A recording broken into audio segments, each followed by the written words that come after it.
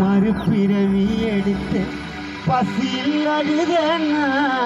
முத்துனா அம்மா பசியில் அழுதேன்னா